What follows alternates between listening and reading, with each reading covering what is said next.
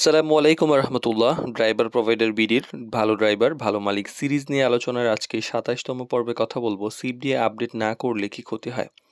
তো অনেকে আছেন, অনেক ড্রাইভার ভাই আছেন যারা সেই অনেক আগে একটা সিভি তৈরি করেছেন, সেটাই বছরের পর বছর ব্যবহার করছেন আর পরিবর্তন করছেন না।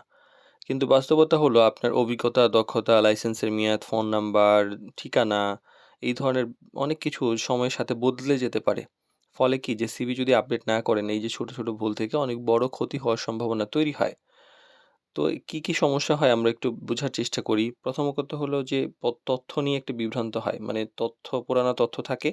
যেমন মোবাইল নাম্বার পরিবর্তন হয়েছে, আপনি যে রেফারেন্স নাম্বার দিয়েছেন সেটা পরিবর্তন হয়েছে, আপনার ঠিকানা বদলে গিয়েছে, লাইসেন্স নবায়ন হয়েছে, সিভিতে কিন্তু এখনো পুরান তথ্যই আছে। ফলে কি হয়, যোগাযোগ করা যায় না, যাচাই করতে সমস্যা হয়, কোনো সমস্যা হলে আপনাকে খুঁজে পাওয়া যায় না, আবেদনের গুরুত্ব হয় না।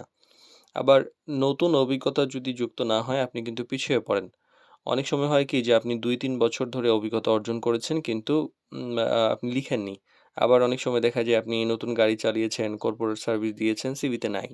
যার ফলে আপনি নিয়োগদাতা বুঝতে পারবে না যে আপনি আ আসলে কি অবস্থা। কারণ আমরা তো আসলে আপনার সিভিটাই মালিকের কাছে পাঠাই। উনি সিভি দেখেই তো সিদ্ধান্ত নেন যে আপনি কতটুকু অভিজ্ঞ না অভিজ্ঞ।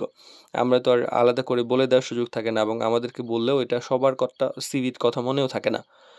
তো আপনার নিজের শক্তিকে কিন্তু আপনি নিজেই লুকায় রাখছেন। আবার লাইসেন্সের মেয়াদের সমস্যা হয়। অনেক সময় দেখা যায় যে লাইসেন্সের মেয়াদ সিভিতে উল্লেখ করা আছে একরকম, কিন্তু আপনার মেয়াদের ডেট শেষ হয়ে গেছে, নবায়নের তথ্য থাকে না। মানে এই ধরনের তথ্য থাকলে একটা সন্দেহ তৈরি হয় যে সিভিতে একরকম, আবার লাইসেন্সের ছবিতে আরেক রকম।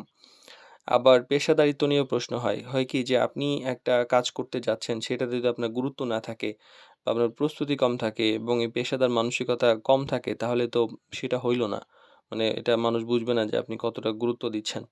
আবার অনেক সময় ভালো সুযোগও হাতছাড়া হয়ে যায়। অনেক সময় দেখা যায় জরুরি ভিত্তিতে ড্রাইভার দরকার হয়। আমরা দেখা যায় যে আপনার সিভি দেখলাম পুরানো এবং অসম্পূর্ণ সিভি। তখন আপনাকে শর্টলিস্ট করা নাও হতে পারে। তারপর দেখা যায় যে অন্য কাউকে মানে বেশি প্রায়োরিটি দেওয়া হবে যদিও আপনি যোগ্য। কতদিন পর সিভি আসলে আপডেট করা উচিত? এক হলো যে সিভি যখন আপনি আপডেট করবেন, নতুন যদি কোনো চাকরি করে থাকেন, তারপরে আপনি নতুন কোনো দক্ষতা অর্জন করে থাকেন, লাইসেন্স যদি আপনার নবায়ন করা হয়ে থাকে, মোবাইল নাম্বার বা ঠিকানা এই ধরনের পরিবর্তন যদি আপনি করে থাকেন, তাহলে অবশ্যই সিভিতে আপডেট করে দিবেন। এবং কমপক্ষে ৬ মাসে একবার এটা আপডেট করা ভালো যদি পরিবর্তন আসে। তো সিভি একবার তৈরি করে রেখে দেওয়া কিন্তু মানে ঠিক না। এটা আপনার পেশাগত পরিচয়ের ডকুমেন্ট। মানে আপনি সিভি আপডেট করা মানে আপনি নিজের কেরিয়ারকে গুরুত্ব দিচ্ছেন, এবং পেশাদার ড্রাইভার হিসাবে এটা আপনার বড় শক্তি এবং এটা করা উচিত। এরপরে আমরাই সিভি অনেক সময় ঠিক করে সহযোগিতা করি। এই ব্যাপারে আমরা নেক্সট টাইম কথা বলব ইনশাআল্লাহ।